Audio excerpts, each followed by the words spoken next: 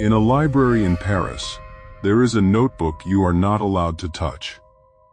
To open it, you must sign a waiver and put on protective gloves. Because that notebook is radioactive. It has been dangerous for over 100 years, and it will still be dangerous for another 1500. The handwriting inside is careful, elegant, full of numbers. It belonged to a woman who changed the world. A woman whose name is still spoken with reverence in every science class on Earth. She discovered something invisible. Something that glowed with a soft, beautiful blue light in the dark. A light she loved so much, she kept a vial of it by her bed, just to watch it shine. That glow was killing her. It killed her husband's health, and one day it would kill her daughter. And more than a century later, it is still radiating out of the pages of her notebook. Quietly, patiently, forever. This is the story of the most beautiful thing humanity ever discovered. Her name was Maria Skłodowska. Born in Poland, she came to Paris with almost nothing.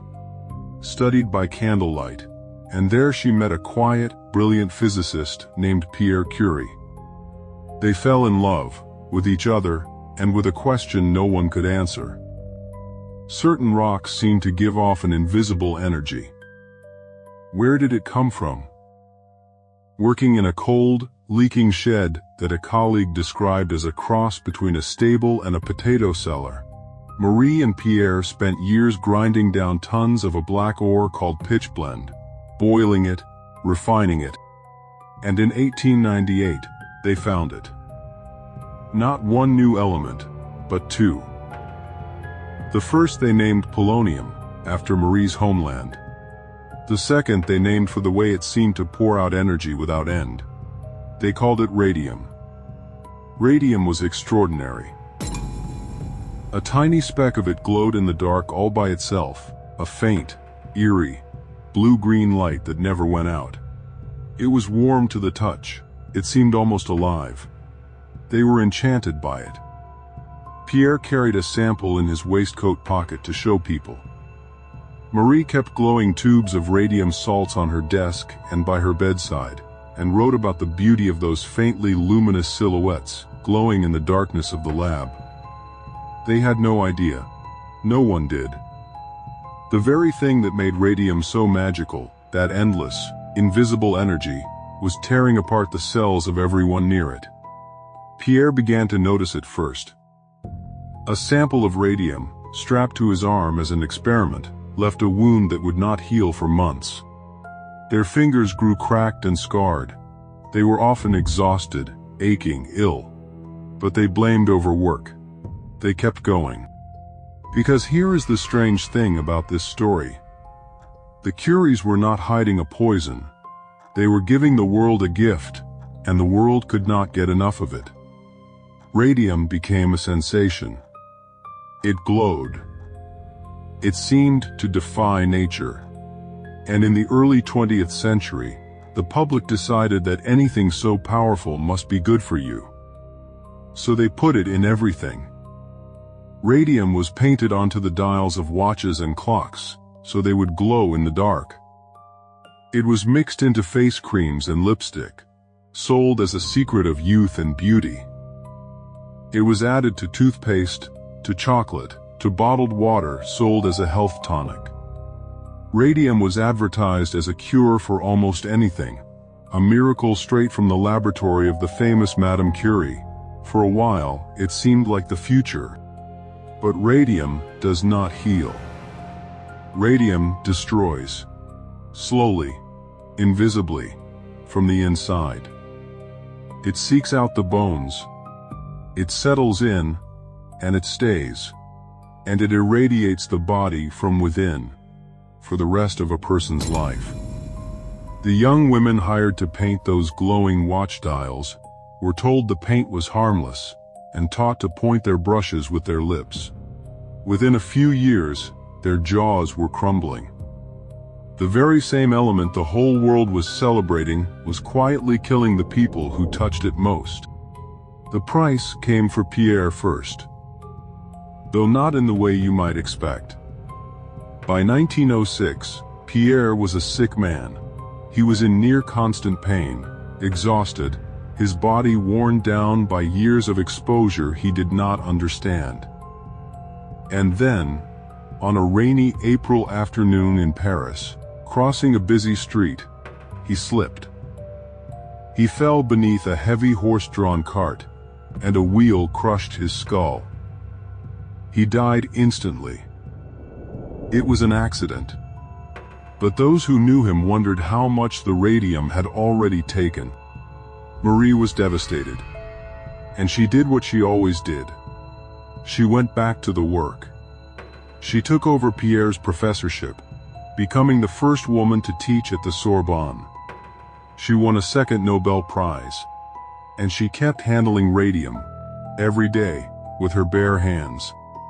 When the First World War came, she poured herself into it, building mobile X-ray units, the little Curies, and personally operating them near the front, exposing herself to still more radiation to help save wounded soldiers. Over 1 million men were X-rayed thanks to her. But the damage was accumulating, silently, year after year. Her fingertips were burned and numb, her eyes clouded with cataracts. She was constantly tired, constantly ill, and she refused, for years, to admit why. In 1934, Marie Curie's body finally gave out. Her bone marrow, poisoned by a lifetime of radiation, could no longer make blood. She died of aplastic anemia at 66. She was so radioactive that she was buried in a coffin lined with lead. And her notebooks, the careful, elegant pages where she had recorded the discovery of radium, were sealed away. Too dangerous to handle, they still are. The story could have ended there. But the radium was not finished with the Curie family.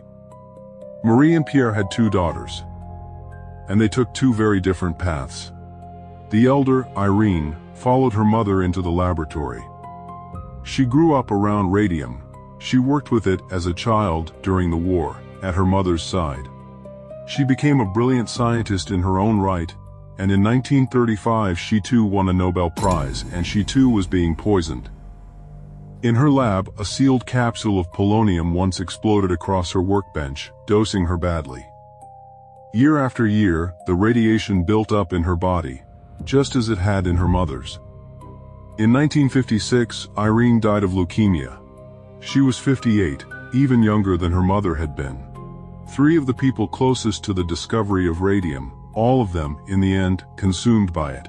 But there was one who escaped. The younger daughter, Eve, chose a different life.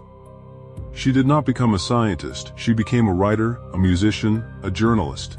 She stayed away from the laboratory and away from the glow. And Eve Curie lived to the age of 102. 2 sisters, the same childhood, the same radioactive home. Today, if you visit the Pantheon in Paris, you can stand before the tombs of Marie and Pierre Curie laid to rest among the great heroes of France. What you cannot see is the lead lining their coffins, still holding back the radiation of the bodies inside. Marie Curie gave the world an extraordinary gift.